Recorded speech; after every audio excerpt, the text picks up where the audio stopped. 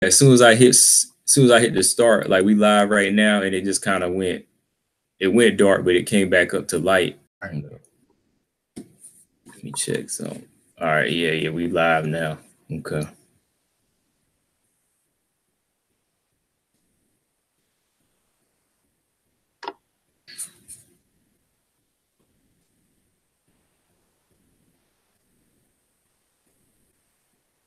Oh yeah, that was good for the moment. Okay, that's cool. All right, y'all, what's going on, y'all? We back with another little Jab Effect live stream up in here, man. Name's Combo Breaker 99. What's up, y'all? It's your boy Boxing P. We just back up here talking this boxing conversation like we always do, man. What's been up with you, P? You know, Aunt, just same old same in the grind, working. You know what I'm saying? But looking forward to some big things we got coming up. You know. Oh yeah, we got some. They'll see it. I ain't gonna let out the bag, but you know, some big things we got coming up. I'm excited about. So. Oh yeah, next week, and not just for the boxing world outside of us, but for us too. You know what I mean? So yeah. It's always good to know it's like coming around our area too. The whole boxing world's coming this way too. But man, we had some good boxing last weekend, and some good stuff coming up. Next month too. But I was just kind of looking back on some stuff with the Kovalev Alvarez fight, and after watching that fight a second time, and they've been talking about Kovalev actually thinking about retirement, and he got a rematch clause for this Alvarez fight in December. So, but it looks like his manager and them, they kind of been leaning more towards retirement at this point. And I mean, after kind of looking at the fight and listening to that commentary, like you said, from Roy, and just the way overall body language, I mean, what do you think, man? Like, is it time for him to go, man? He did really look different to me in that fight. So my question to you is, what do you think, man, as far as retirement or rematch? For me, like we were saying, Roy Jones was one of the commentators calling that fight, and from round one, he called it, said Kovalev, the body, it doesn't look the same. Even called, the stop, the knockout or whatever. But at that point, I didn't necessarily think, he would be ready for retirement. I mean, the guy caught him. I mean, Kovalev was pretty much winning the whole fight, you know what I'm saying? And got caught in the 7th round. It wasn't like he was just in there getting dominated. But after the fight, Roy said he's done. Mm-hmm. And then 2 days later, he was talking about retiring. So, I mean, if Roy Jones saw something, professional fighter of his status, called to say he's done, because Roy's retired, he's done in the game, and he looked at this guy and said he's done. Then 2 days later, this guy says he's thinking about being done. I think he's done. Yeah. What do you when I was looking at the fight, man, how close do you think the fight was? How far ahead do you think Kovalev was? Because it looked pretty close to me. I mean, Kovalev, I may have had him around. It definitely was a close fight. He wasn't dominating, I just think he was definitely in the fight till round 7. You know what I'm saying? He was in the fight. Yeah. Alvarez was in the fight too. Alvarez started getting caught more though. You know what I'm saying? He did. Mm-hmm. He started getting caught more, and it was like, I mean, we know what type of power Kovalev got. It was like he getting hit like this. How much of that could Alvarez withstand? But round 7. He came out and dished out, what he was receiving, and that was that. But it wasn't a blowout. It wasn't anything like that. I'm just saying, I mean, watching the fight, Kovalev looked different, but I didn't see retirement. I didn't see he was done. You know what I'm saying? Yeah. Roy looked at it and said he's done. Roy is, his eyes, see things, of course, my eyes wouldn't see. So, him being able to see that, and then 2 days later, the man saying that, it's kind of like, damn. It's time.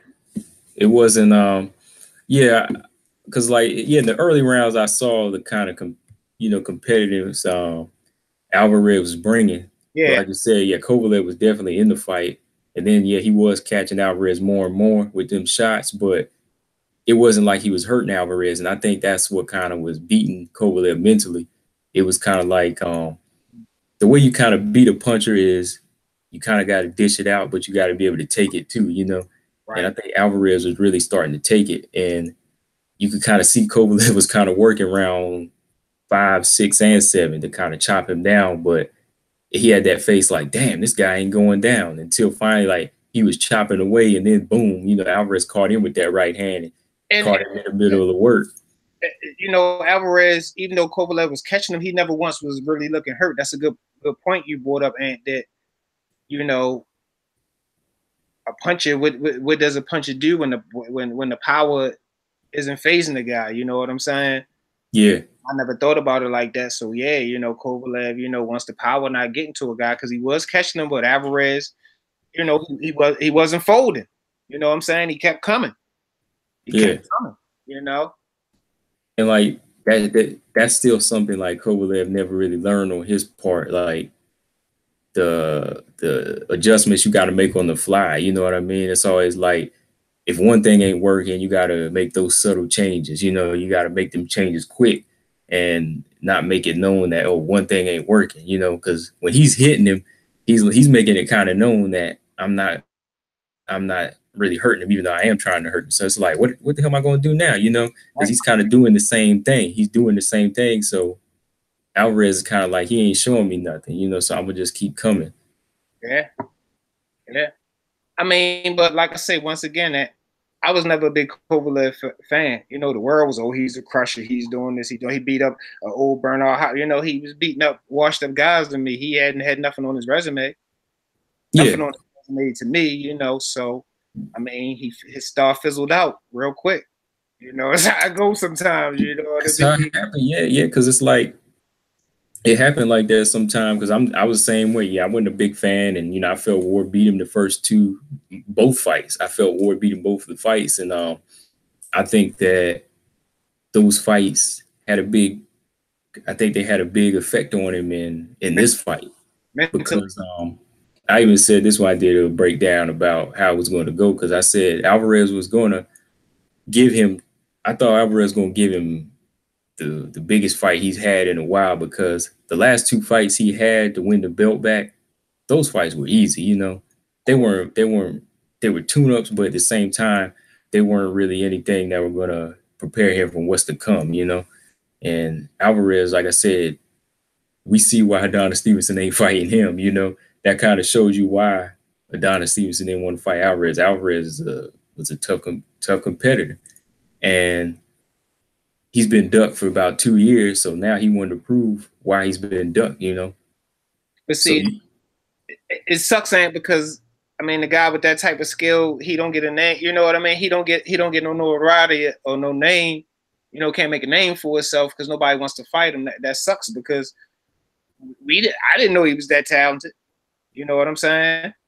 Yeah, I seen some of his fights, and like, you know, they come so, you know, far in between. Like you can't really see him in there with prime guys. Like I seen him knock out Butte and beat guys like Chilemba, but you know, nobody like Adonis Stevenson and them, they were really stepping up to give him that tough fight, you know, because I guess they saw a little something in him, like he might give us a ugly style or ugly fight, so they kind of wanted to avoid him, you know. And that's kind of another way guys can't get their shine, you know what I mean? Like sometimes, you know, like I said, he's already 34, so I'm just glad that he finally got to win a belt, you know.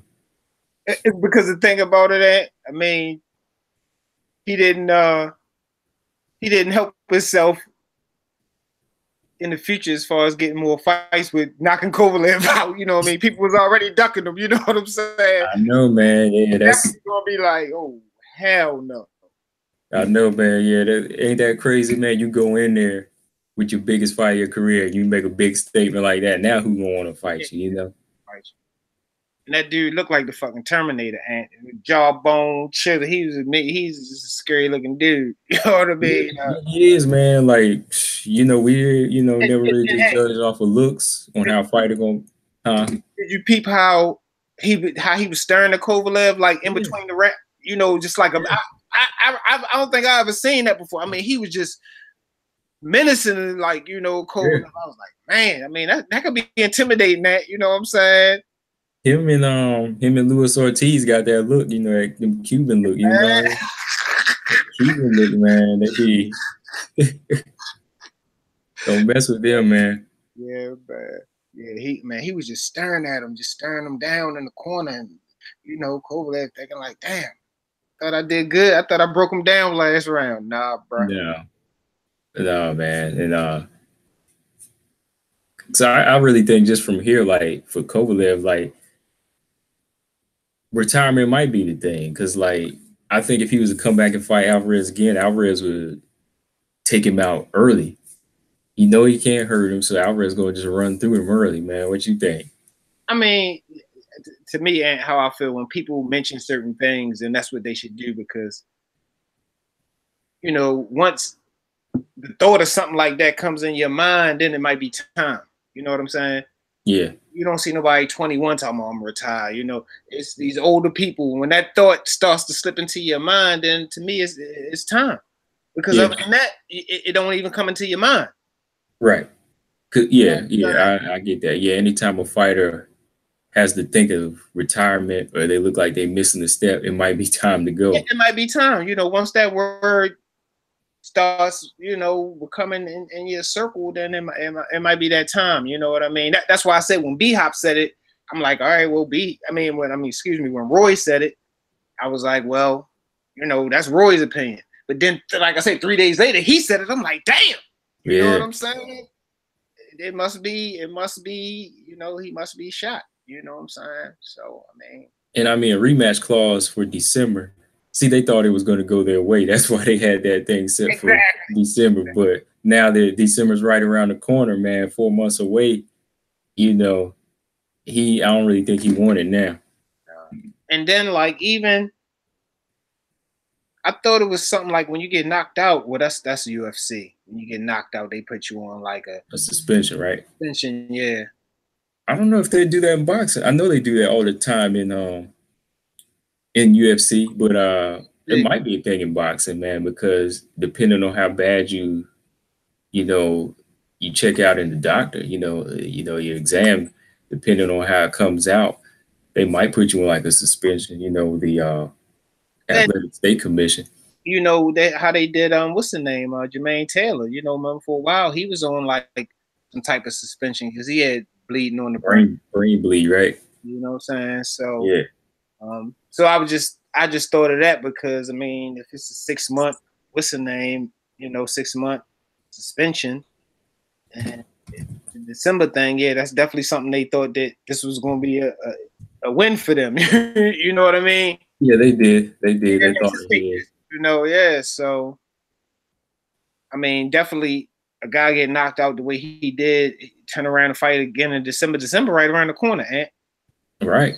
You know what I'm saying? December right around the corner. So you got to get over the mental of being knocked out and then go to a training camp. I don't see that. I don't see it being a good look, not for no December. Period.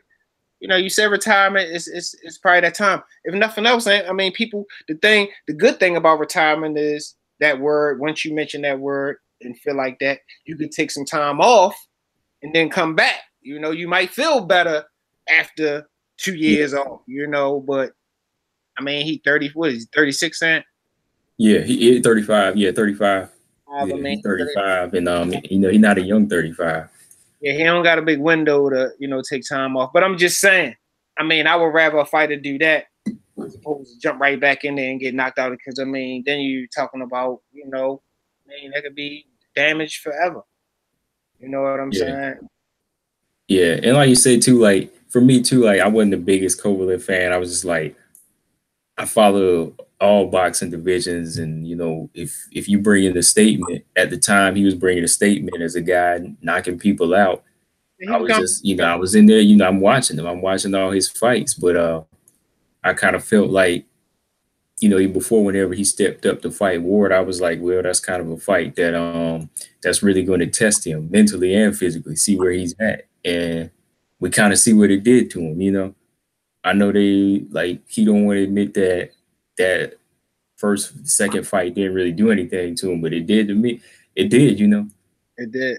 I mean, and you know, like one of the reasons I wasn't a big Kovalev fan because Kovalev was like he was kind of nasty. Kind of nasty attitude, and he was very like arrogant. And I'm like, you know, if people won't let Floyd Mayweather be arrogant, I'd be damned if, you know, I'm gonna allow somebody like Kovalev to be arrogant and he ain't did a damn thing in the game. This man got all types of accolades, and people say he can't be arrogant, but Kovalev and Conor McGregor and all these other people can be arrogant. That's not to me. You can't. So that was part of my dislike for him. You were arrogant for what? You beat up Bernard Hopkins. You know what I'm saying? You were beating up B-level competition and thinking that you was really doing something. I mean, you stepped up to the plate with Andre Ward, a smaller guy, and he gave you all you could handle and then some. So it was like, I mean, I was never really sold on him. You know, the John David Jackson stuff he was doing. I mean, I thought that was really classless and tasteless, the stuff he was saying and doing to this man who, for a long time, had nothing but good things to say about Kovalev. You know what I'm saying? And I told you like a day or two before the fight, he had another nasty thing to say about him. Why? He's not your trainer anymore. Why are you, you know, even throwing shade on this man? You know, and look what happened. So is it John David Jackson's fault now that you got knocked out? Because he didn't work with you this camp. You know what I mean? So I mean, it was a lot of reasons I wasn't really, you know, feeling Kovalev, but you know, like he said, at the time he was making statements. You know, I mean, everybody likes a knockout, and you know, this guy, he's knocking guys out. I gotta, you know, pay attention. But you know, as far as personally, I wasn't really, you know, a big fan. I mean, whether he won last Saturday, I still wouldn't have been a fan. You know what I mean? Yeah, me either. Yeah, it was like, I'm just seeing if you still got what it takes as a guy who, you know, we expect the spectator boxing, so it's like we looking, but yeah, as far as what he does outside of the ring kind of affects what he does in the ring too. Like you say, being class was talking about John David Jackson whenever he was a guy that put some boxing skill in your arsenal, you know, because before, yeah, that's all you do, just knock people out, but it was him in your corner trying to tell you what to do, and you chose not to listen, you know.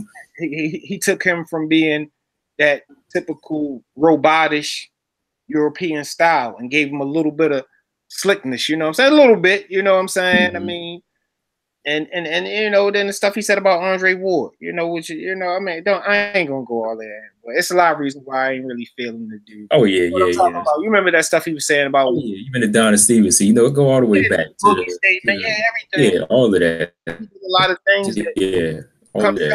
Come Saturday night when I saw that, I was happy. You know what I'm saying? I was happy. Yeah. You know, I don't want somebody to get hurt, but I was happy to see him get handed another slice of humble pie, you know. Exactly, and that's what no, this time he got the whole thing. He got the whole pie in his street, like blah. Yeah, man, for real. But yeah, man, looking at Alvarez, man, like for him, man, I hope he can get these other championship fights, because now, like we said, everybody, you know the what's his name, Bivol, he was on the card and he was looking for a Kovalev fight, but I wonder if he went to Alvarez fight, you know. I mean, and the Chilemba fight, he didn't really look all that impressive. I mean, he won, but it wasn't that standout. You know, Alvarez, you know, I mean, he stole the night with that shit. You know what I'm saying? Yeah, he took it. Yeah, he took it. So Bivol, you know, I mean, we go back and look at Bivol, 13-0, still kind of on the come up versus Alvarez, who's 34, and kind of setting his style. It might make for a tough fight, so he might not want Alvarez right away, you know. You know, granted, if he came out with a knockout, he might be riding a little higher, but he might have already been studying Kovalev. You know what I mean? He might have been studying Kovalev, so his mind frame might have changed. So I'm sure he was studying Kovalev, dude. He wasn't studying Alvarez. That's the thing. Yeah, I'm sure he was studying Kovalev, you know. So, but yeah, man, that's pretty much all I gotta say on them, man. I mean, I'm just kind of glad, Alvarez is the champion now. You know, give him a different look. You know, like I said, he's been waiting for a long time, man. So, yeah, I mean, it was definitely a good fight.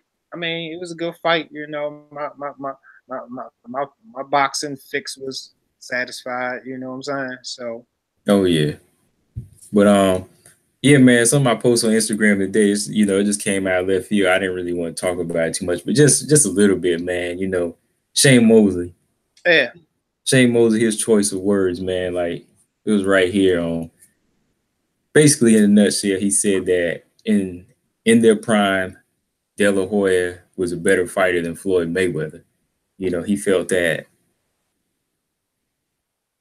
How he said he felt Oscar De La Hoya in their prime. He had better power, better speed. He was faster. He was just all around better fighter than the prime Floyd Mayweather. And he felt that if he had caught Mayweather in his prime, he could have beat him. So, what do you think of that statement, man? Because I mean, I've always thought myself that Shane Mosley, prime Shane Mosley, maybe like at 130, I think he would have gave Floyd some trouble, but I don't ever think he could have beat him. Okay, this is my thing on it, man. I mean, I seen Shane pop up with it, and you know what I'm saying? It's just like, for my thing, it's like, first of all, Shane is a Golden Boy employee. You know what I'm saying? So like, kind of anything he said is open to be biased. I'm just keeping it 1,000. You know what I mean? People always looking at a dig to take it forward. First off. Second off, I mean, you didn't fight Floyd Mayweather in his prime. You wasn't in your prime. He wasn't in his prime. You know what I mean? So how can you say who was better in their prime? Yeah. And for third, when you competed with Oscar De La Hoya, you was dirty. You was on the cream. Let's not forget. So how can you assess accurately somebody's skill when your skills were enhanced? So that's just where I stand on that. I mean, these things are facts.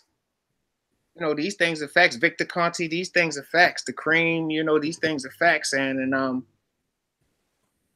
I just left it at that. It's like, him and Floyd Mayweather, it's like a underlying rivalry, and any chance they get to take a dig at each other, it just seems like they do. So like Shane, it's hard for me to take a whole lot of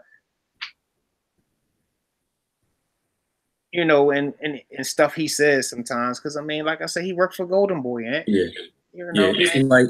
It's like if he was CEO at McDonald's, he gonna say, "Oh yeah, McDonald's is better than Burger King."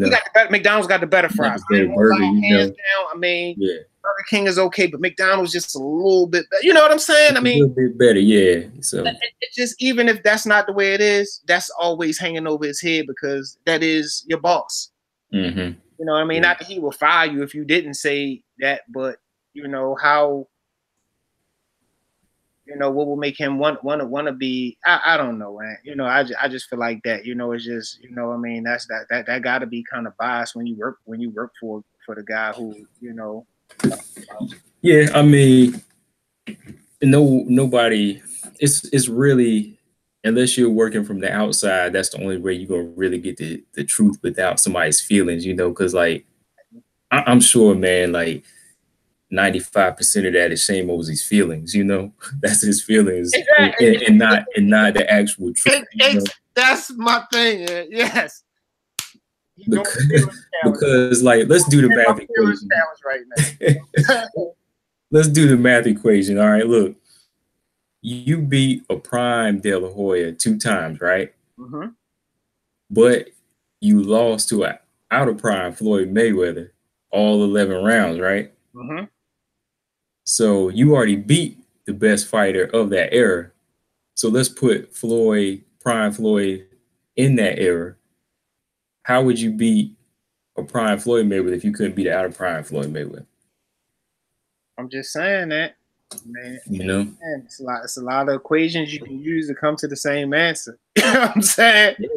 Yeah. And like you were saying about the dirty thing too, like I used to hate to admit that too, because I was a Shane Mosley fan, but the people he was fighting for, Showtime, not Showtime, but HBO at the time, like one of his fights, they actually put the body comparison up, and they were trying to say maybe he was on something. They put the body comparison up before the De La Hoya fight, and then the second one, and then they was talking about how he had a hard time with guys like Winky Wright after that and so on, you know, but they the ones put it out there. So but he admitted it. He admitted it. And he admitted it, yeah. He admitted it. Mm-hmm.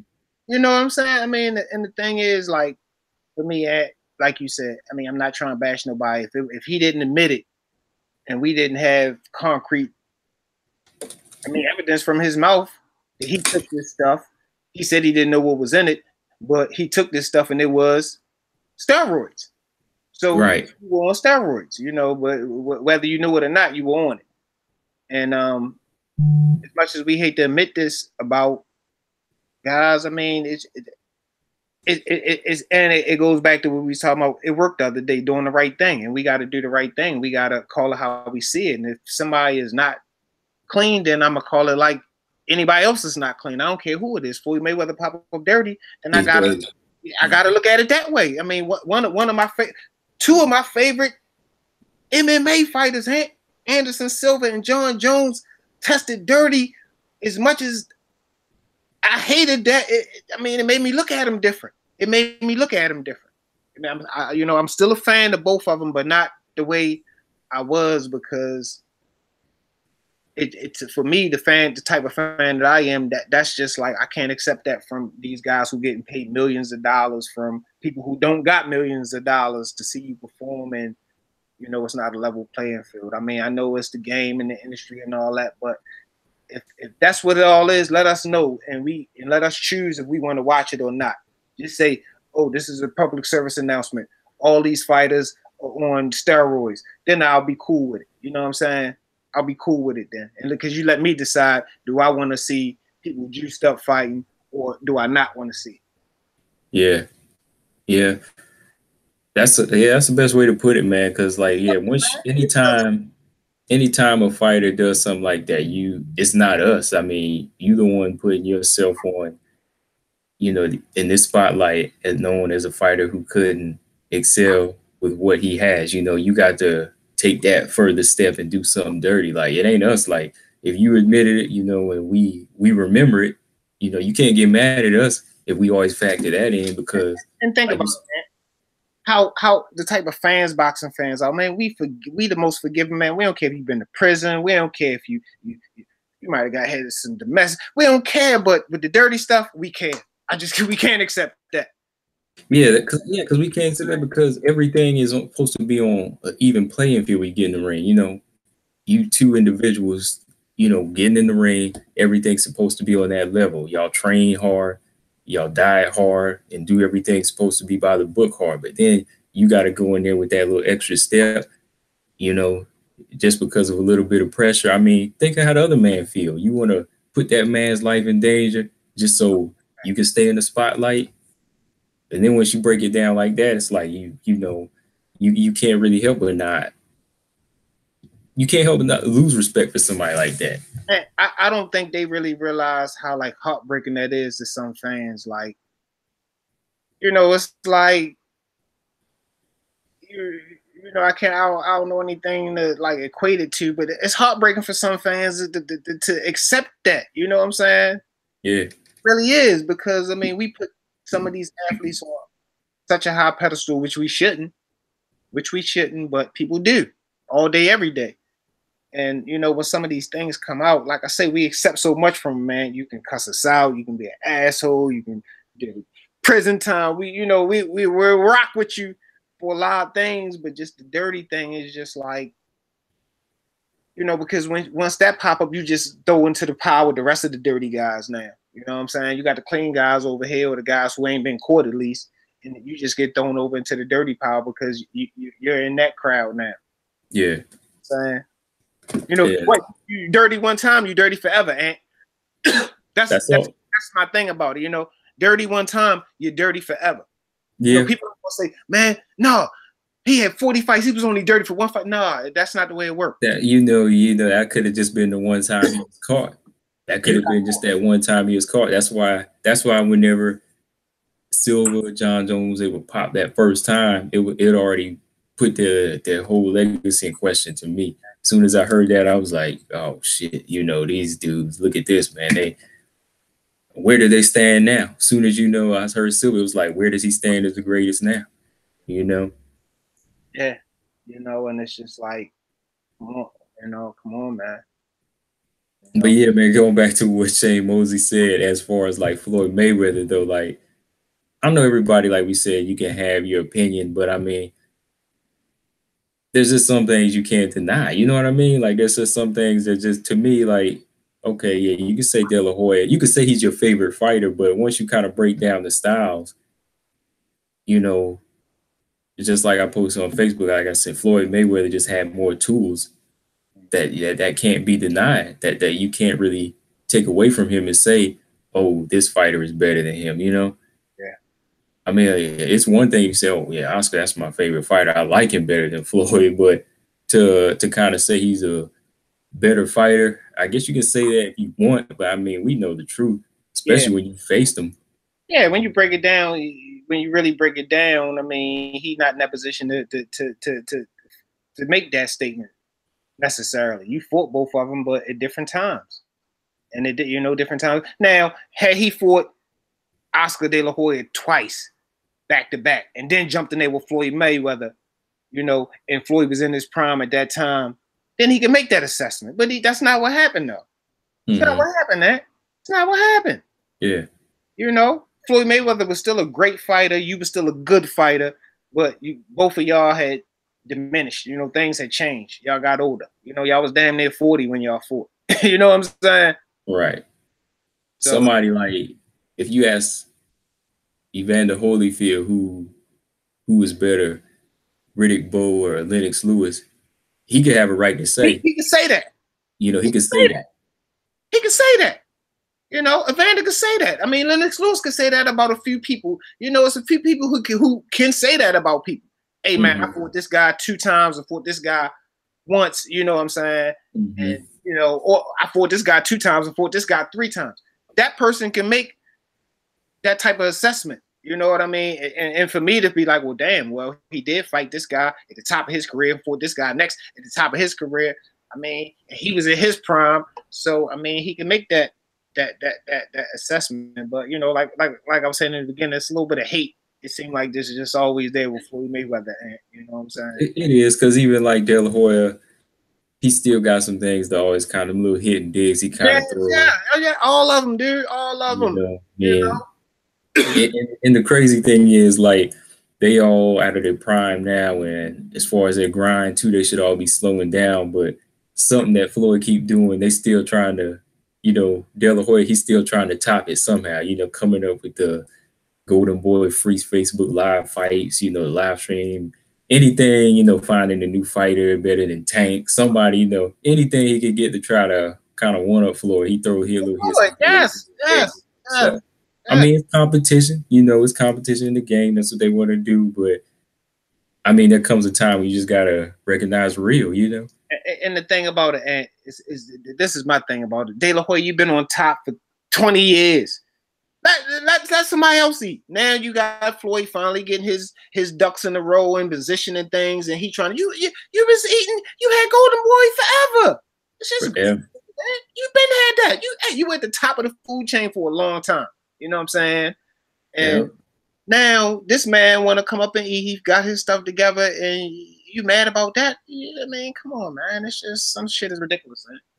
Yeah, that's why I say, the more and more we kind of talk about it and look at it, there's really this ain't really something you breaking down like who's the greatest, Ali or Joe Louis. You know what I mean? This is just like it's just words. It's just, you know, it's just criticism. It's just hard criticism, and because somebody a little salty, that's all. Because like once you break them down, like I said, in the equation of when he faced De La Hoya in the prime, and now when he faced Floyd in 2010, you can't really judge those, man. Like we just said, you can't really judge those. 2 different eras and different times, man. You know, 2 different times, you know. And like I said, when I broke down the math, it kind of makes him look a little bad because, you know, you lost 11 rounds to Floyd, you know, when Floyd was at his prime, you know. Exactly. You know, think about what you're saying, man. You know what I'm saying? Think about what you're saying before you say it. Think about it, man, because I wouldn't have said that. I would say, oh, you know, Floyd, he's the best. He's the best to do it in the past 20 years. Or just not said nothing about it. Or just not said nothing at all, yeah. Yeah, there's a fight. Some fighters say no comment, you know. I mean, a statement like that from you, knowing who you are, knowing who the guys you're making a statement about. I mean, it's going to catch some traction, man. It ain't like you just a peon giving your opinion. You somebody who can give an opinion, and right, gone to some attention. It didn't gain no major attention, but because some people, like I said, you just don't take Shane seriously.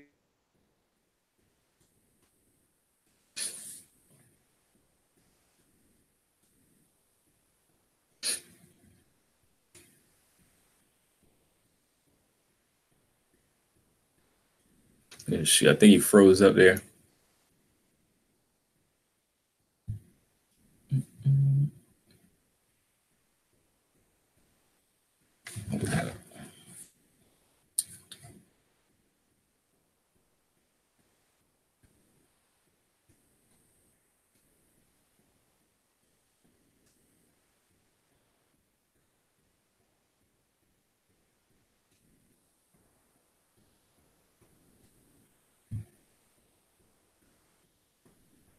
Yeah, hold on, man. Let me restart that. I think you froze up.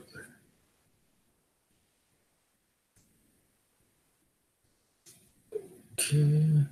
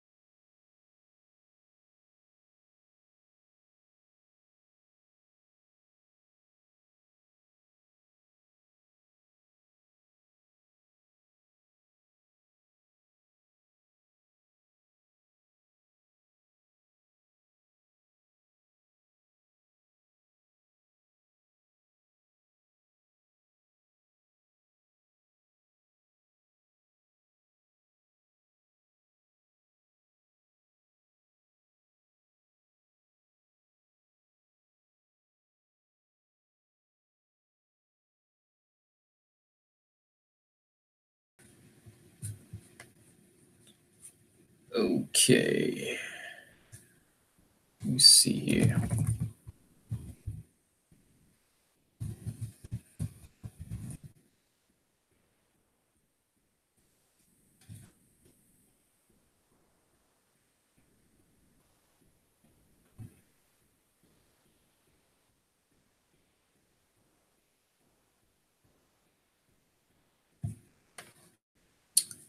All right. Let's see it come back through.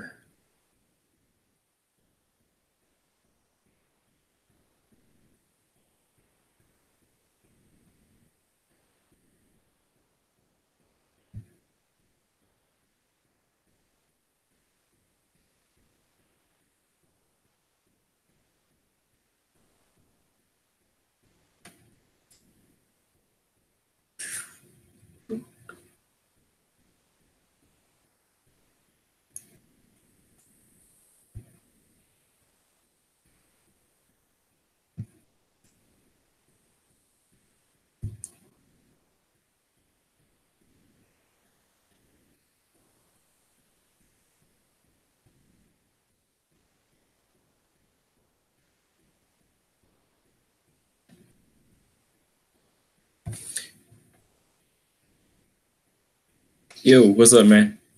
And so I'm thinking this on my end because I'm trying to go back on my Google Chrome and it's saying there's no internet connection, but it is internet connection. I'm watching YouTube and okay. other internet stuff. Hold on, let me see if my daughter knows. Tyler, come here real quick. Something went wrong.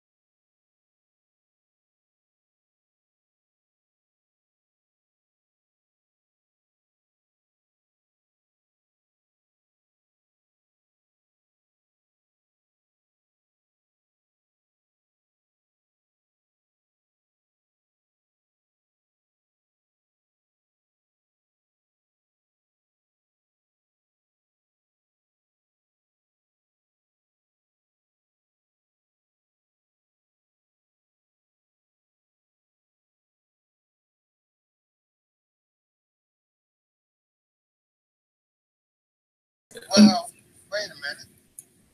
This is already like live. Ready to join. You're not on yet, right? Who, me? Yeah. Yeah, I'm still on my little rig. Oh, you still on? Oh, wait a minute. Oh yeah. You back on? All right. Oh, so yours ain't never go off? No, I just had closed out, so the camera shut off for a while. But all I had to do was go back in. So.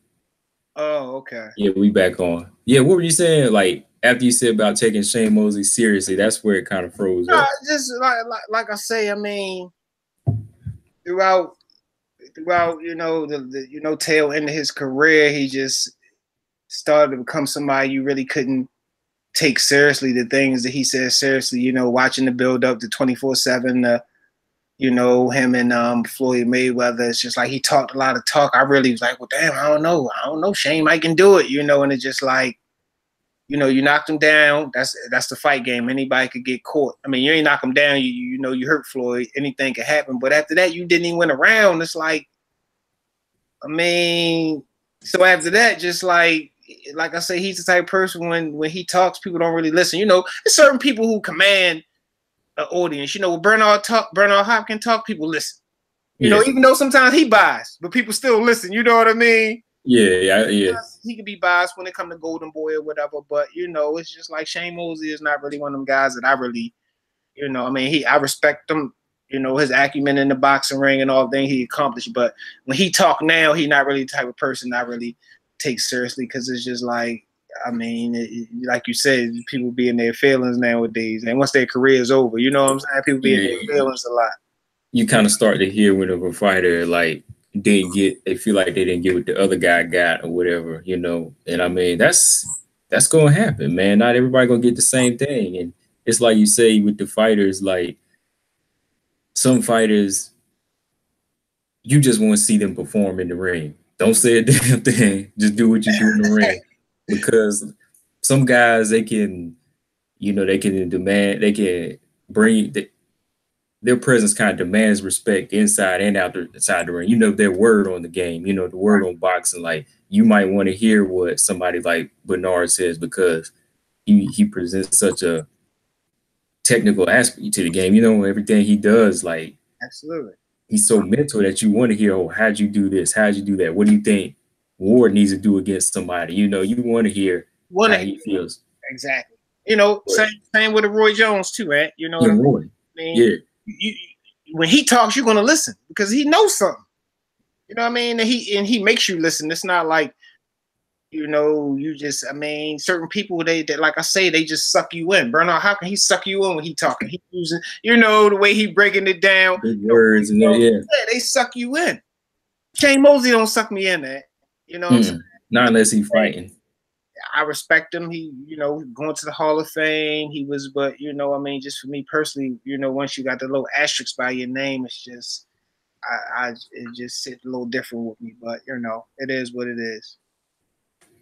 Oh yeah, man, yeah. That's what I say. It was just something kind of interesting. I brought, you know, just kind of got some reactions to it on Facebook because I guess some people feel, you know, that Floyd wasn't as good as Oscar, but some people did say Floyd Oscar was better. But I mean, they, like I said, got their opinion. I mean, I'm not gonna say Oscar wasn't a good fighter. I mean, he did show heart. You know, he did show heart. And but like I said, the things that Mosley said he had was power and speed. He couldn't say that he had better IQ than Floyd, though, or better. He said he tried to say he had better footwork, but I don't think so. Footwork and IQ and just the whole arsenal, you know, that's exactly. And break it down like that. Break it down like that, Ant. Yeah. Floyd Mayweather, the footwork. I mean, he had speed. He had not power. He had pop, though. Defense off the Richter scale. Yeah. You know what I'm saying? De La Hoya, he had power.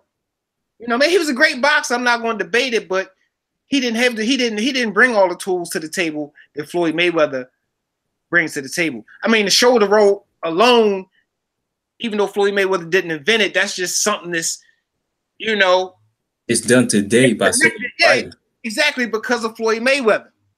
You know what I'm saying? What are people doing that De La Hoya did? You know what I mean? Just that alone, that he kind of brought that to the table and mastered it. You know, it's not like he just do it for show. He does it and it fucking works.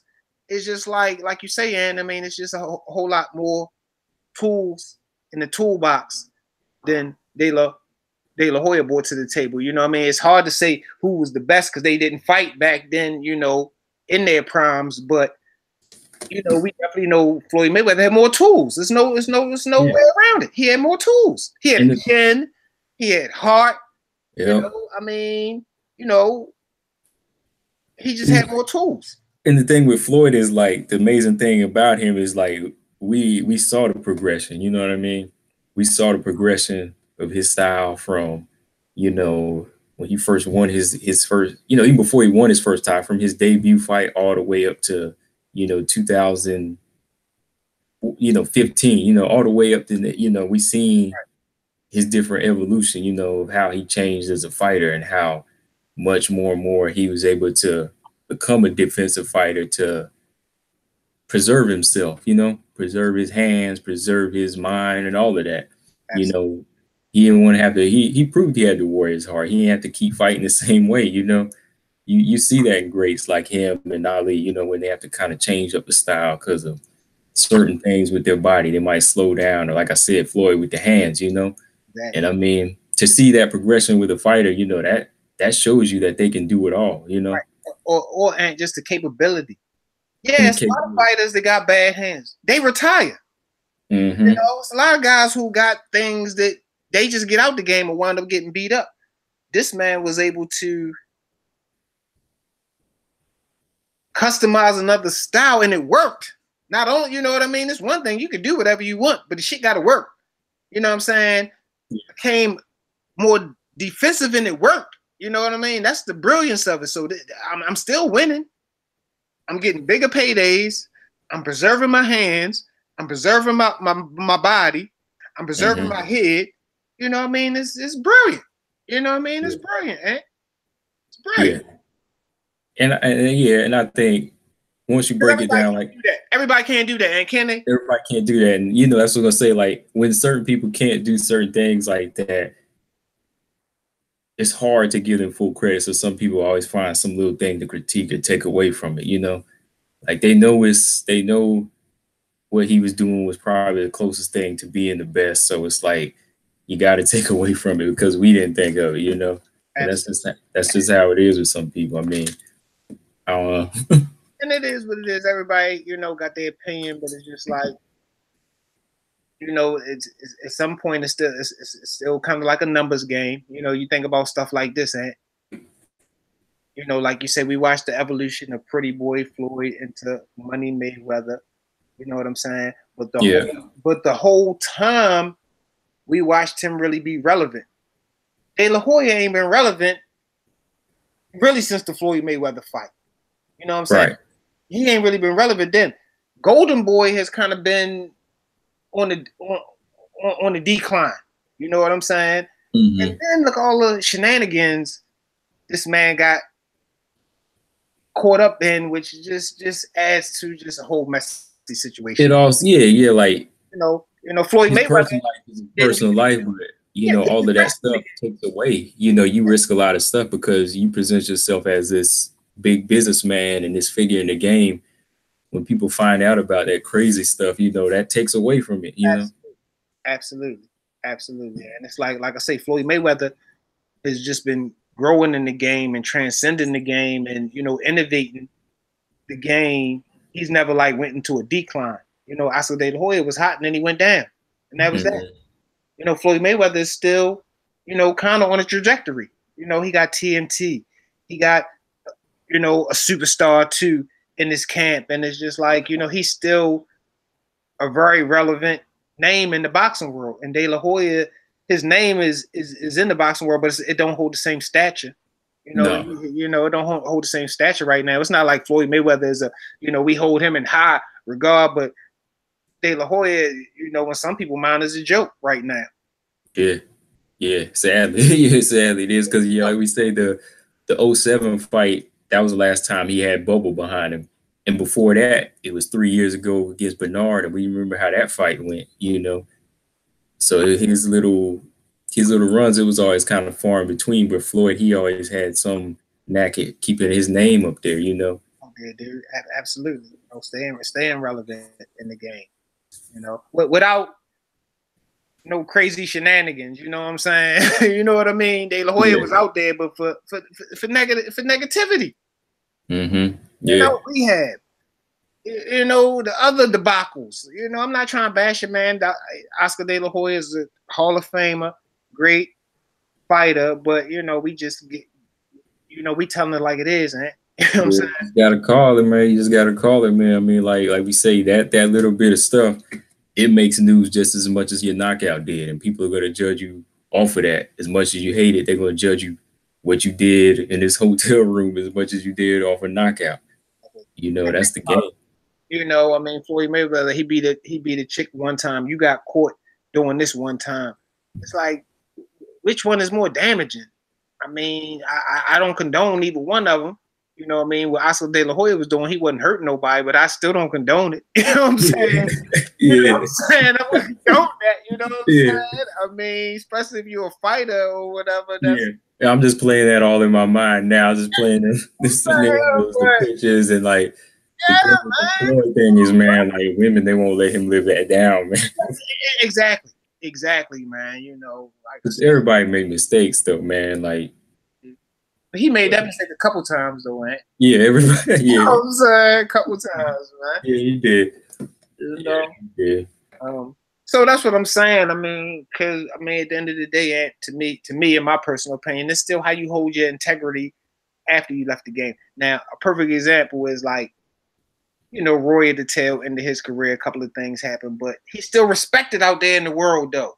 Mm-hmm. You know, for his knowledge on the game, you know, and what he did do in the game, you know what I mean? It's not like, you know, he's a Shane Mosley and, you know, people don't really, you know, when he talks, you know, people listen and people still got a lot of respect for somebody like Roy Jones. Yeah, because, you know, the young fighters, you know, everybody's looking for his advice, look for his training too. So it is like all how you present yourself, because even after you left the game, no matter how you left it, you know, he's still able to put his stamp on it and commentating and training, you know, promoting. you know, everybody still kind of looks at Roy on all those different levels in the game, and you know, that's respect. That's respect. Man. That's respect right there. So, yeah, man, like, yeah, all in all, I just gotta say, yeah, I just brought that because Shane Mosley, like, it's kind of a discussion that people to kind of look at, and like the more and more you talk about it, kind of makes you look at it. It kind of makes you look at match them fighters up and kind of see what Floyd did in the game. You know, like you gotta respect it more and more. Like that's how I looked at it, because I was like, dang, people can't keep Floyd's name out of his mouth. I was like, he must did something right. You know, yeah. Every time somebody did something right, you know, people keep talking about you. You must have did something right. You know, whether they hating or not. Absolutely. But man, that I was looking at that Sean Porter, Danny Garcia press conference again, man. Like these are two guys too, man. They fall in that category where I just want to see them fight. I don't want to see them talk, man. Pretty much, man. Just get in the ring, ring the bell. Because they, you know, like the closer and closer we get, I just want to see this fight. They not really hyping it up any more than it can be hyped up. Because to me, this is a fight that should, you know, shouldn't have been taking too long. It should just be happening, you know. It's just like it's a given. It should be going down where they shouldn't even been taking this long. But the more and more they open their mouth, I just be tripping.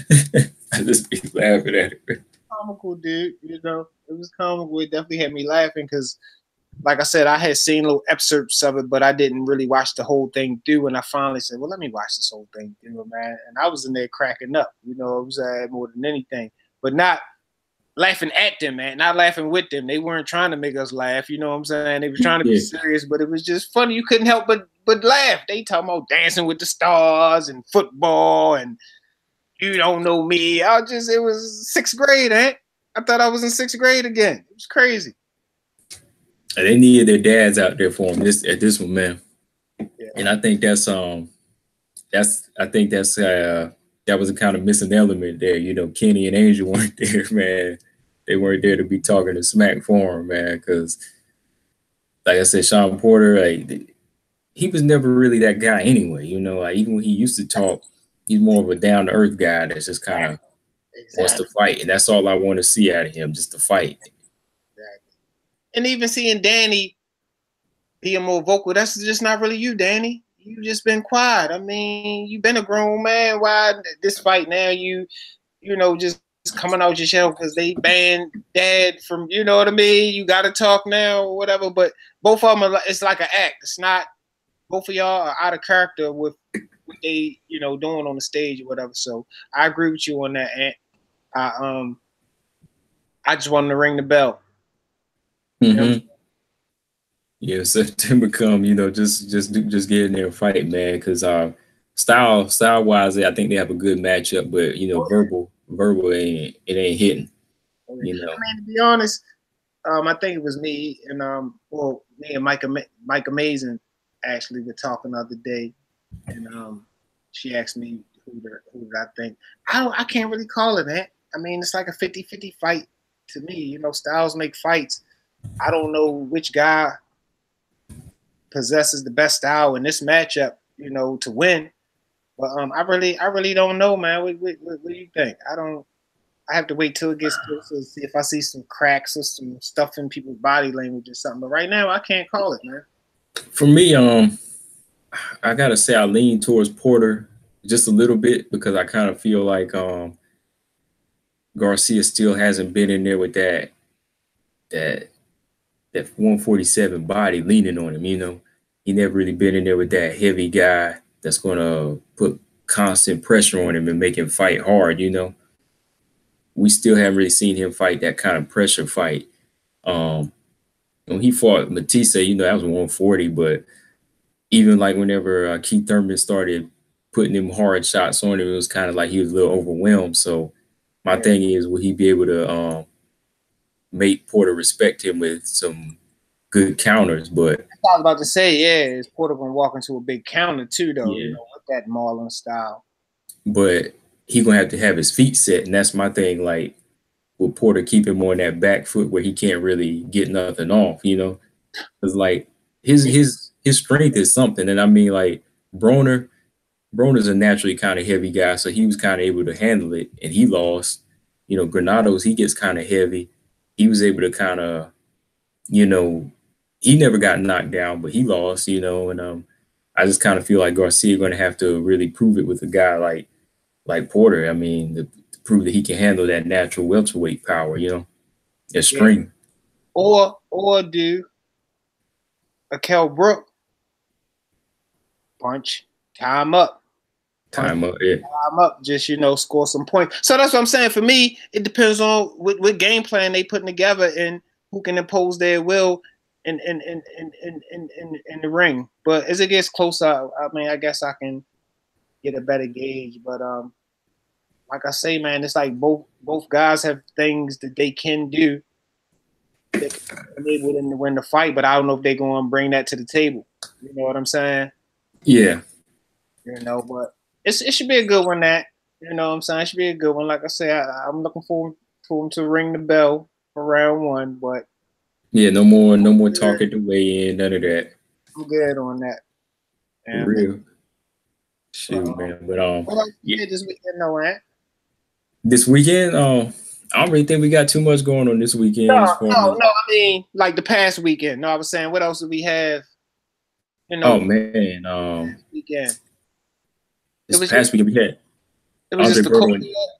Oh yeah. Berto and Alexander. I wanted to talk a little bit about that, man, because yeah, that's what I want to talk about. What did you think, man? I felt Alexander won that fight, man. I felt the same way. I mean, I felt he won the Victor Ortiz fight, but you know, for some reason, the judges keep, you know, having him come up short. You know what I'm saying? I don't really understand it. You know, I mean, it was a good fight. Andre Berto looked okay, but he looked like he got hurt in there a couple of times, and Andre Berto getting up there. Mm-hmm. You know, and I mean, he ain't no spring chicken no more. So, yeah, I just felt like, you know, Alexander did enough to get the nod on that fight, and I feel bad for him that he didn't. And that's why I say he's kind of like one of them throwback fighters, because he's like, he fights anybody, but, you know, he's able to take some of your toughest guys to school, but for some reason he keep getting the raw end of the deal. You know, like, you know, you're looking at like almost like a Jersey Joe or something. You know what I mean? He's that guy that come to work, but he ain't really getting the nod like he deserved, you know, based off of just his boxing skill. And I was looking at last night, they were showing it on Fox, and you know, Sandra, she came in and she was looking at it. She was like, how'd they get Berto in? You know, she was like, what is he doing? You know, because she felt like the first half of the fight, he was doing a lot of clinching while Alexander was doing the punching, you know, doing the work. And I mean, if you look at Robert Guerrero, his scorecard, he had a 6-0 first half. Yeah. You know, I at least gave Berto one round, but he didn't give Berto no rounds at first. That first half of the fight. I mean, Berto came on stronger in the second half, but to me, it wasn't really enough to beat Alexander, man. I mean, at most it would have been a draw, but I couldn't, you know, I couldn't even do that. I had to get that to Alexander, man. Yeah, all day, man, all day. And I seen a lot of buzz online about, you know, people feeling that way, and so we're not the only ones that feel like that. You know, people definitely was you know, vocal about decision in that fight. And yeah, like I said, it was some other good fights on there. You know, J. Leon Love and Kid Chocolate fight. Yeah, Kid Chocolate. You know, J. Leon Love came up a little short that night. I mean, Kid Chocolate looked really good to be coming off a 2-3 year layoff. I mean, I don't know how to explain it, but he looked happy. He was there talking to Floyd, and they're taking J. Leon to school. I was not impressed, but I thought he looked good for coming back to the game after what was it, 2 or 3 years? Man? About 2 or 3 years. I want to say he had one fight last year. Oh, he did? Okay. Yeah, I want to say he did have just one fight, but I mean, like his serious track, that was almost 2-3 years ago. You know, the momentum he had, it kind of died down after that. No, yeah, to see what he did against, you know, Leon Love, who hadn't lost, who's on like a 7-fight win streak, you know, that kind of shows you, makes us think, where is he right now, you know? And I heard somebody suggest he fight that Selecki when Danny Jacobs beat. And I think that would kind of be, that's tough to call, but I think it would be a good test to say if he's really in it or not, you know? Okay, chocolate. Yeah, he might need that fight to really test him to say if he's in the game now. Yeah. What you think on that? I mean, I'm just saying. Think it's too tough for him? I mean,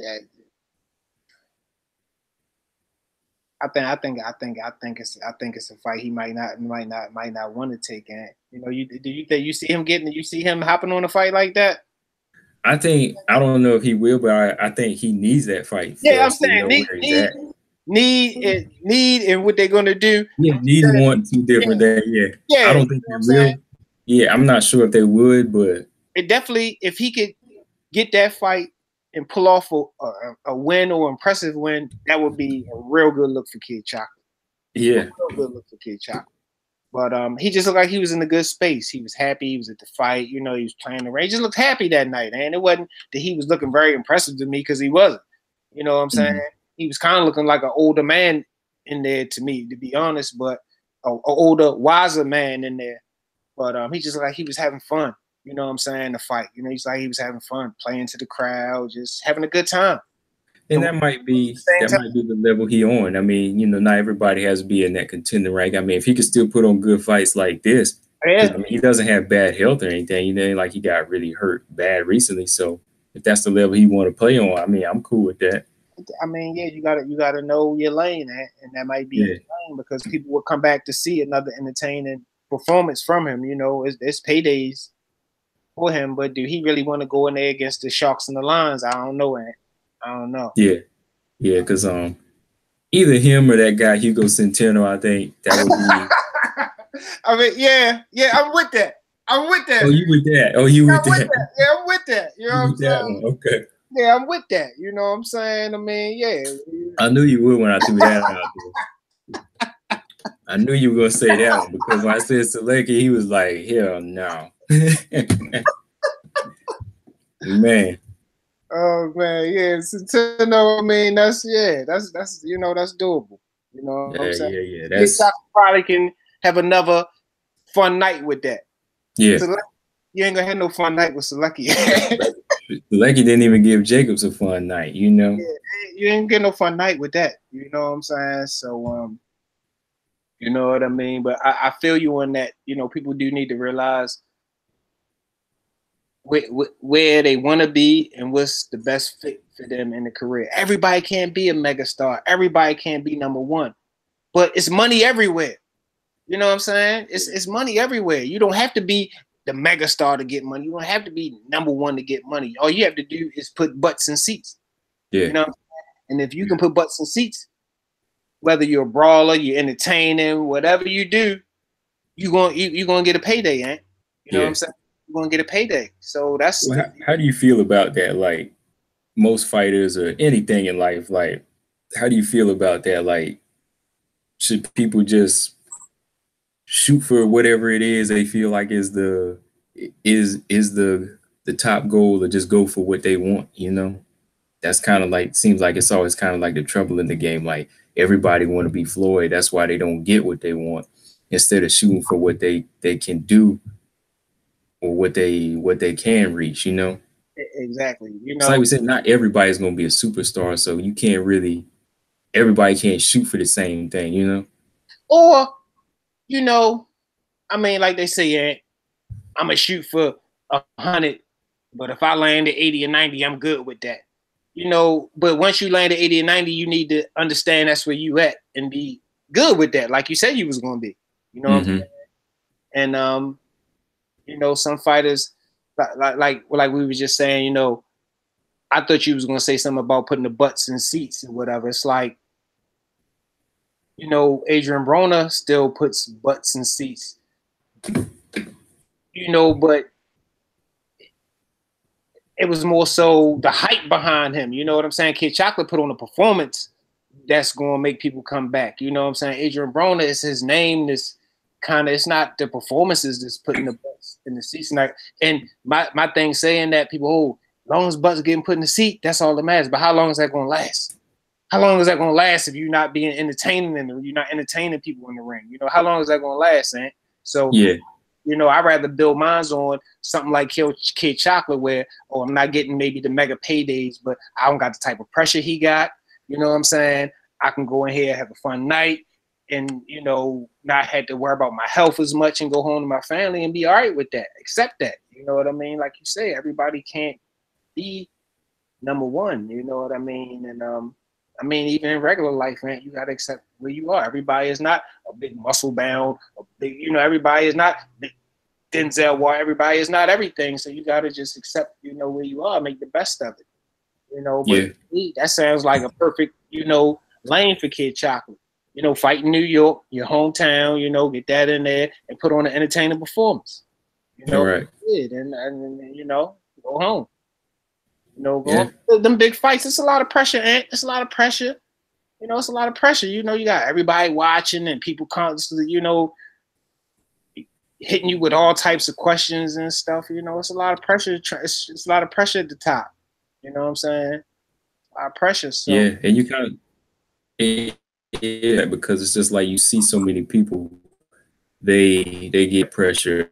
A couple of big fights, feeling like this is going to be the norm where I have to be all the time, and they wind up not getting what they really want, you know, because they try so hard to compete or be somebody else. So by the time their prime is gone, it's like, damn, you know, I could have been my style, I could have been this and that, but I lost it because, you know, I was following the wrong path, you know. Exactly. You know, I could have been getting at least these paydays, and guess what? I done screwed myself out of getting any paydays. You know what I'm saying? Mm-hmm. You know, because something is better. Me, I'd rather like stay on a steady. If I can get 6 figures and stay on that, be steady, than trying to pull the big gamble for a 5 to 15 million that might not never come. You know, I might never get it. Exactly, and that steady money is better. In any time. You know, that's the thing. Even with a job, I mean, you get a paycheck, you get a what's the name, but you know, you complain it ain't what you wanted to be. But once that's gone, you kind of miss that steady flow coming through, because it ain't much, but it gets you through. You know what I'm saying? Yeah. I mean, these guys. I mean, it's like just like today. Like I know, like I like doing a little bit of film stuff here and there, but like it's a big sacrifice. You know, some people I know they went out to California to try to get this big dream, and they homeless. Yeah. You know, just to try to get that big dream, and not everybody going to get that. You know, you've been out there maybe 3-4 years living, you know, with people on the street sometime, but you ain't really getting nowhere. But I mean, is it really worth it? You walk away with nothing sometime, you know. Majority of the time you do.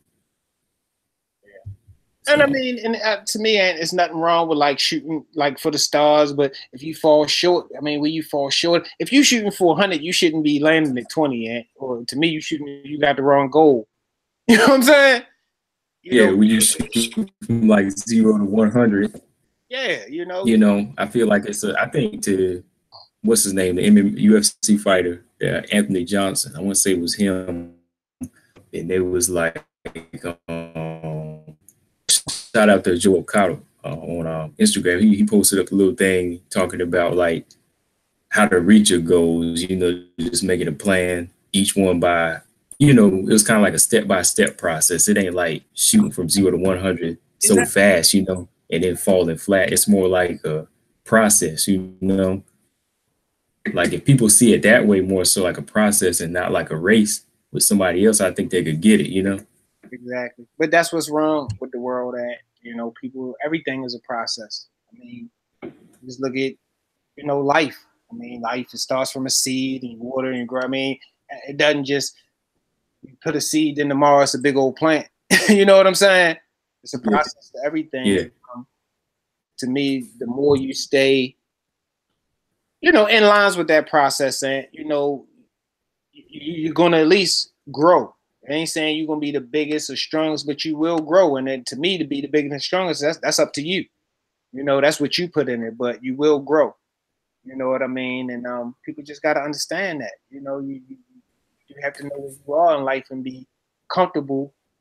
And you know, in the same token, you know, that don't mean be complacent or, you know, content with what you got, you know, if it's not what you really want. You know, I mean, you should be able to, you should shoot for your goals and whatever you want, whatever it may be. You know, a Bentley might not be everybody's goal. Your goal might be a Jeep Wrangler, and that's fine. You know what I'm saying? Mm-hmm. So, you know, long as you're happy with the things, then I think it's a win-win, man. You know, I mean, because that's my thing. I mean, somebody, oh man, that's a hoopty, but if I get it and I like it, I don't really give a damn. Yeah, if you comfortable in that, and that's your, you know, that's your lane, you ride it till the wheels fall off, and that's cool, you know. Yeah, that's why I say, yeah, like Kid Chocolate, if he's finding his lane and he can actually get in the ring and, like you say, look like he having fun in there at this level, I mean, why knock it, you know? Think about it logically.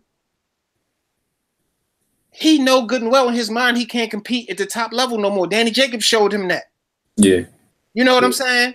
So I know physically I can't compete at the top level. So I'm gonna accept this. This is okay for me. You know what I mean? Right. 6 figures plus, or man, he could be getting a mill. Who knows what he getting? You know what I mean? But he's not chasing the big paydays. You know what I mean? You're not sitting around chasing. You're getting a steady paycheck and you're comfortable and bills is paid and you're going to, you know, you're doing the things that you need to do in life. I think that that's a real smart thing for Kid Chocolate if that's what he decides to do. I don't think he should be shooting for the stars no more. And I mean, that last Danny Jacobs loss, look how long he took off. So what happens if he comes back in here with a young lion like Selecki and get caught? I mean, you know, why take that chance, man? You know, right. Why take that chance at his age? Kid Chocolate ain't young. You know, he on that final road. You know what I'm saying? And, yeah. This is like his time to, like we said, just get in, get the best out of what he can right now, and then probably make that exit. You know, you know, not being here, risking injury and life. You know, I mean, career-ending injuries. Why would you do that at this stage in the game? That ain't worth it to me. You know, that's why I said, you know, somebody like a Centeno, those type of fights, go in there and be entertaining, and you know, it's not a big risk. And like I say, go home to your family healthy and happy. You know. Yeah, I agree with that, man. Yeah, shoot, yeah, man. That's your boxing is life lesson today, right there. You know, I mean, yeah, because like that's just one of the things I always kind of wonder, you know, about the game with fighters. Like, so many of them, like we say, look at Adrian Broner. He doesn't really know what his lane is. You know what I mean? Let's be honest. He don't really know his focus on the game. That's why he's been kind of toxic to a lot of people, because he can't really give good influence on the path to anybody else, because he doesn't know his own path. You know, You know, some fighters, they train with him now, but they're kind of making the choices to say,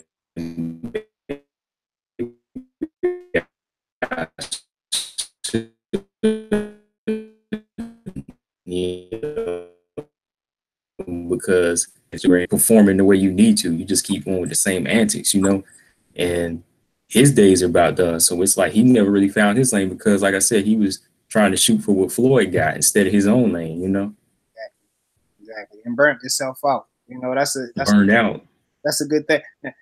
You know, at first we thought you was on the level, and then you start believing you was on the level, and you never panned out really on the level. You know what I'm saying? But he definitely could have been me getting an Andre Berto fight.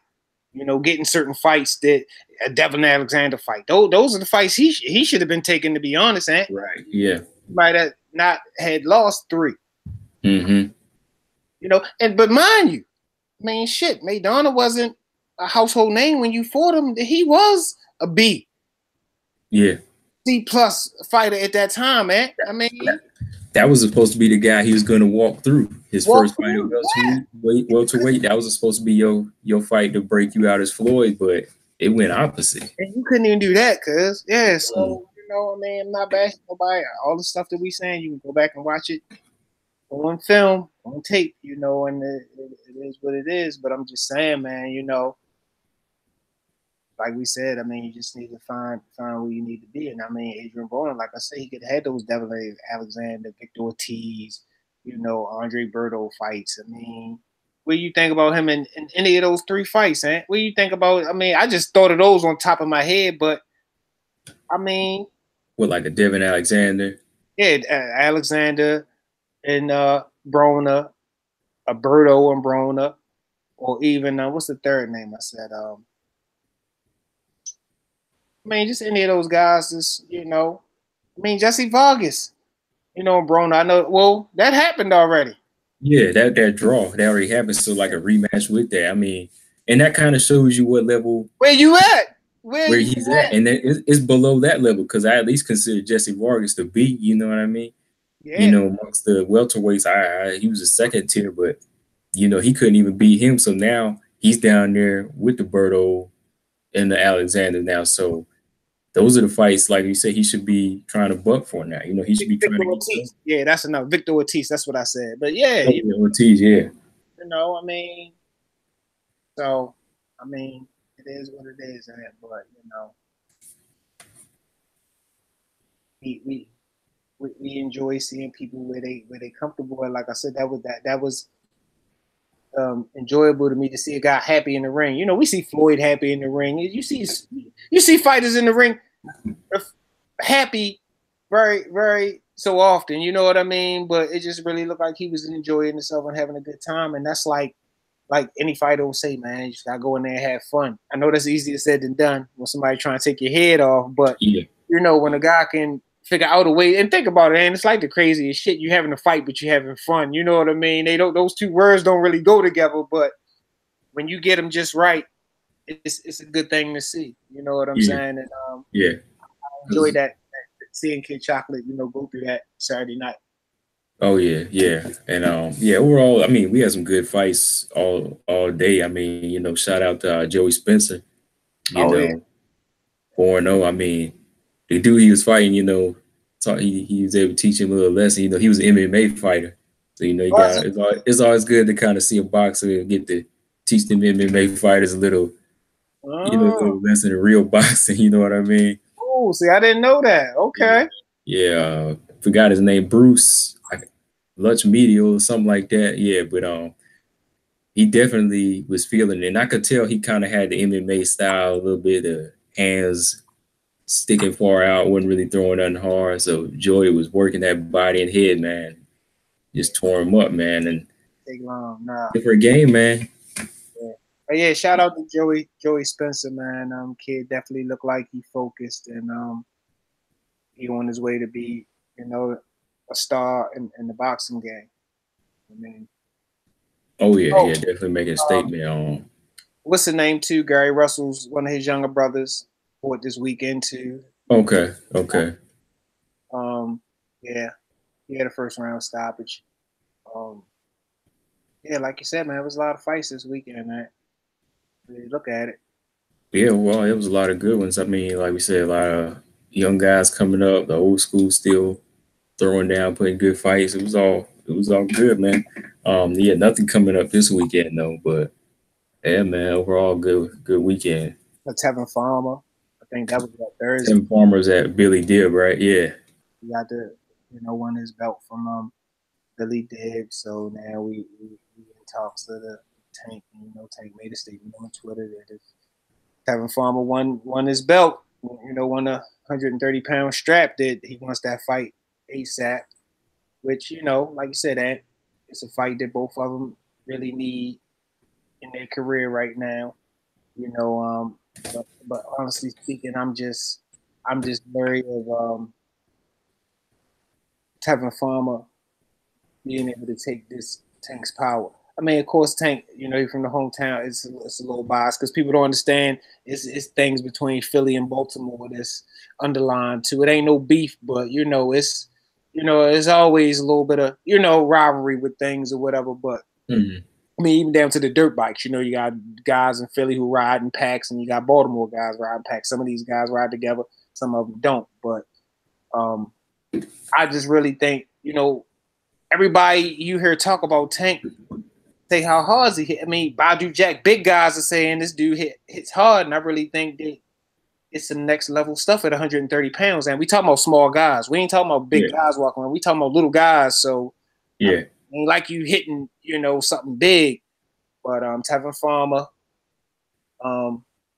he's an awesome boxer, but this is like the next level. You know, Tank been in there with bright lights. He been on the Conor McGregor and Floyd Mayweather undercard. I mean, the cards don't get no bigger than that. So just a lot that, you know, he done been through, and you know, which plays into his advantage. But you know, the one thing we can't count out as an underdog. Tevin Farmer, he definitely gonna come in as an underdog, and I mean, he's still trying to get his piece of the pie and make his statement. So, you know, you can't rule anything out. But it's gonna be a good one, man. It's gonna be a good one for a lot of reasons. I mean, I definitely be curious to see it. You know, see how it play out.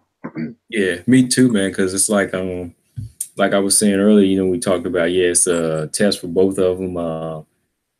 I think the skill level of Tevin Farmer shows is really high, but it kind of goes back to what I was saying earlier about the Kovalev and Alvarez thing. Like,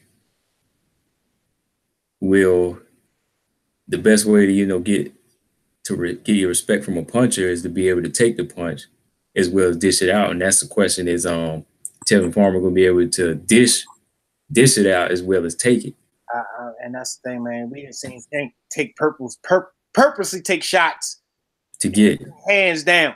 Tevin Farmer don't possess that type of power, and he ain't got no punching power at all. And Tank is probably gonna walk him down, and it'll wind up being a short night. You know what I'm saying? Short night or a long night, however you want to, however long you take the beat, the glass. You know what I'm saying?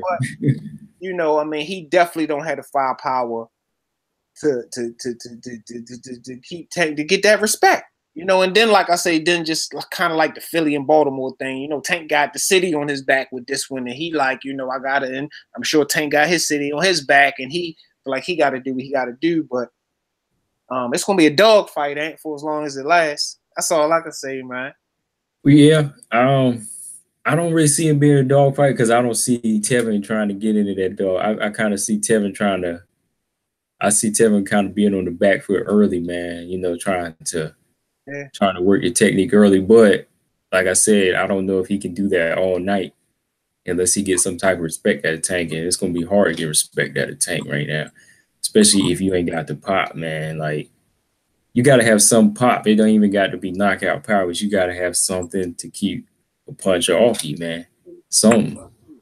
And you got a guy who, if he's smart, will cut the ring off and don't give you nowhere to go. And that's what I'm saying. How, like, you know, Tevin Farmer might be forced to be in the dogfight, and you cut the ring off and you ain't got nowhere to go. In the dogfight will get knocked out. So that's what I'm saying. It's gonna be interesting. I don't know if that's gonna happen, but I'm just saying. Yeah, and Tank ain't one dimensional. You know, Tank ain't just a puncher. I mean, he's still learning. He's still learning, and like he's not just dependent on one thing. He still boxes too. So, you know, he's countering. Like, he's not a straightforward puncher. He's like coming forward, stalking. I mean, he's countering too. You know, and I like he got a little bit of that Joe Gans in him, that just moving a little bit. Just a little. You know what I'm saying? A little bit. Shots not landing. That's, you know, not using a whole bunch of energy. You know, Mike Tyson is doing it. That's a lot of energy, eh? That's a lot of energy. 12 rounds, you know. So it's that's what I was saying. David Alexander dude just moving just a little bit. You know, that's why I say David Alexander's that throwback fighter like that. You know, he's just moving just a little bit to preserve energy. Absolutely. So I mean, like I said, we had a lot of good fights. We got a lot of good fights on the horizon. You know what I'm saying? So I mean, it's a good time for boxing right now. You know, I mean, we got a couple, you know, had a couple of disappointments, but nothing is perfect. And the overall big picture, I'm happy with the state of boxing right now, and looking forward to you know, seeing some of these big fights coming up. Oh yeah, definitely, man. I'm still looking forward to what's coming in September. Triple G Golovkin, I'm not really as excited as I was, but I'm gonna watch it. Still gotta watch it. So gotta analyze it now. oh yeah, still gotta analyze it, man. So, but yeah, man, I'm gonna wrap the stream up, man. I'm gonna step out and get some dinner too, man. Anything else you want to say? We wrap this up, right? No, man, just doing what we doing. Keep rocking with us, supporting. We appreciate. Right, just do what that screen says behind P back there. Follow us on Facebook, Instagram, and Twitter. Oh wait a minute. And what else to say up there? iTunes, Google Play, and SoundCloud. If you want to hear the podcast, hashtag Jab Podcast. It's all right there. That's our little plug right there. But yeah, man, I'm gonna wrap this up. My name is Combo Breaker 99. Man, it's your boy Boxing P. And yeah, just give us a little thumbs up if you want to see some more little jab streams like this, man. But we out. Peace. Later.